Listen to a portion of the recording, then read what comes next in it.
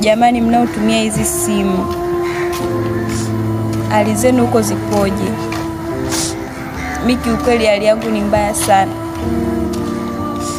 Nilichukua tangu mwaka jana, nikasema nichukue kwa miezi 6 tu. Lakini mwaka huu sasa hivi ni mwezi wa 5 naelekea wa 6.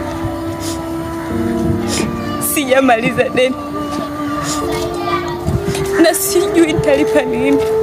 Nipo naishia kutumia kiswaswali.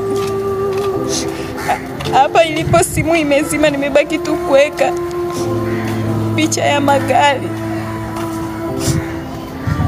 Na sijui nitafanyeje. Nyoyo zangu huko hali zenu zinaendeleaje? Kungekuwa na voice note kwenye comment, leo kingekuwa kilio.